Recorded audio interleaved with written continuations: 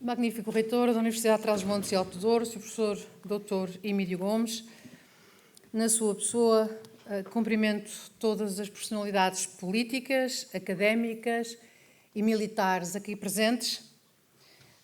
Permite-me cumprimentar particularmente Sua Excelência Reverendíssima, o Bispo de Vila Real, Sr. Dom António Augusto de Oliveira, porque a Universidade é europeia e a Europa é fundacionalmente cristã. O que acabamos de ouvir? O que acabamos de ouvir na lição de sapiência proferida pelo professor António Cunha tem dupla acuidade. É a visão de um ex-reitor que domina perfeitamente as potencialidades da máquina universitária e a visão do líder regional, que tem precisamente por missão de escrutinar quais os instrumentos que, no território, devem ser usados para alavancar de forma diferenciada o seu desenvolvimento.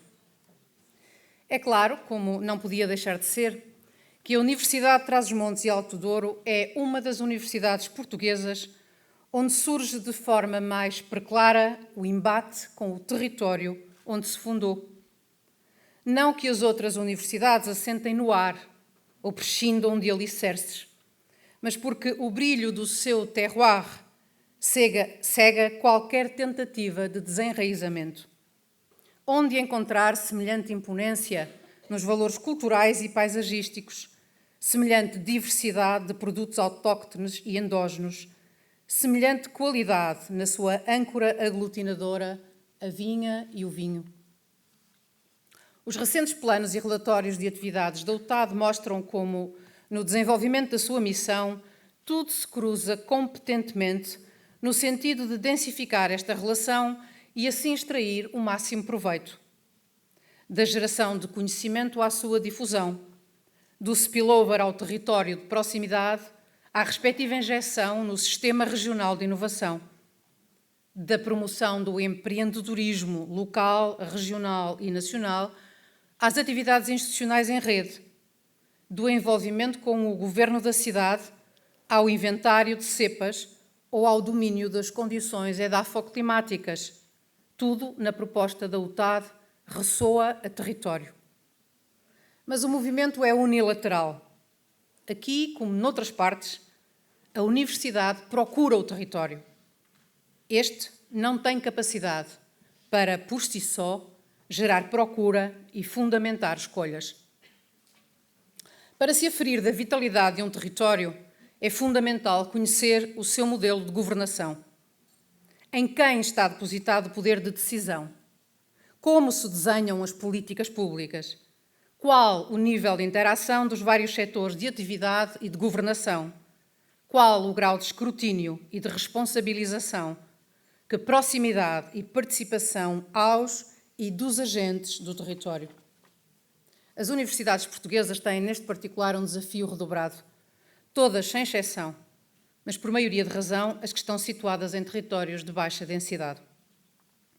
Nestes é necessário um esforço adicional de competitividade que o peso populacional e a rede produtiva atenuam para as universidades localizadas nas nossas maiores cidades. De facto, em todo o território nacional, a resposta às questões acima são claras.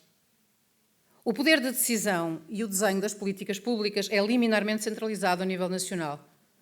A administração central do Estado, por sua vez, é profundamente verticalizada, sendo extremamente difícil a interação entre os vários setores, do ensino superior à educação, da economia ao ambiente, da mobilidade às TIC. A universidade interage em modo unívoco com a tutela e só em registro de magistratura de influência consegue mobilizar vontades e condições para o desenho de outras políticas setoriais que possam estimular o território e assim reverter para uma maior vitalidade da própria universidade. O único centro de poder de que a universidade se pode valer, em Vila Real ou no Porto, é o nível local, que, sendo muito importante, não tem escala nem poder de convocatória para uma estratégia regional ou subregional que potencie os destinos de cada universidade. Por último, mas não menos importante, o sistema eleitoral não permite um escrutínio assertivo das poucas decisões que, a nível central, podem beneficiar aspectos importantes da vida destas comunidades. Os deputados são eleitos por ciclos distritais, sendo que o distrito, como circunscrição administrativa, foi extinto, não sendo obrigatório que tenham vínculos com os mesmos, o que dificilmente os torna eficazes na defesa dos interesses de base territorial. Ou seja, os nossos deputados são eleitos por territórios que não têm expressão administrativa e que, na sua maioria, não conhecem. O que, na verdade, não releva assim tanto, uma vez que, no nosso sistema eleitoral, cada deputado representa a nação. As universidades implantadas fora do litoral das grandes cidades foram criadas com intuitos povoadores, ou seja, foram criadas também com o propósito de captar e fixar a população. Ao tempo da sua criação, o nível de desenvolvimento do país não permitia, no entanto, nestes territórios, a captação direta dos residentes. O grau de analfabetismo em Portugal era, em 1970, de 25,5%, com predominância para as zonas de baixa densidade. Os estudantes cruzaram o país, literalmente revivificando as cidades das novas universidades, num movimento ainda assim sazonal, com quebra acentuada nos períodos não letivos. Mas o entrosamento com o território ver-se-ia no aumento consistente da população residente e nesta da que teve origem no conhecimento adquirido nos ciclos de estudos de cada universidade e no projeto profissional que a partir daí lhes foi possível construir em cada um dos territórios. Ora, ainda que não haja estatísticas finas sobre a fixação da população estudantil universitária nos territórios de formação, o declínio populacional geral e, em particular, da população ativa nestes territórios é uma evidência. Os resultados do último exercício censitário mostram que Vila Real decresceu 4,4% face aos censos de 2011, Évora 5,3% e a Covilhã 10,3%. E, no entanto, segundo os respectivos relatórios de atividades para o exercício de 21, a UTAD cresceu 3,2% em estudantes inscritos, a Universidade de Évora 20%, e a UBI acolheu 1.300 novos estudantes. Ou seja, a dinâmica universitária nas cidades do interior é capaz de atrair população, mas não de a fixar. Se, por um lado, é certo que a diversificação da oferta formativa alinhou com a oferta menos territorialmente especializada e, assim, tornou os maiores centros empregadores líquidos dos engenheiros, enfermeiros, professores, economistas e os juristas que estas universidades também formam, é sobretudo pela falta de níveis de desenvolvimento e crescimento adequado dos territórios de proximidade que os estudantes não são estimulados a fixar-se. E não nos devemos enganar pela fé no poder taumatúrgico do dinheiro, que parece descolar do discurso público associado ao estímulo do desenvolvimento regional. Portugal recebeu cerca de 130 mil milhões de euros entre 86 e 2018, o que corresponde em termos médios a cerca de 2,5% do PIB por ano. Ora, ainda que a repartição do investimento nem sempre tenha respeitado o potencial endógeno de cada território, não se descortina a escassez financeira suficiente para explicar que as 3 maiores regiões do país continuem quase 40 anos depois da adesão sem sair do objetivo de convergência, ou seja, sem deixarem de ser consideradas regiões pobres.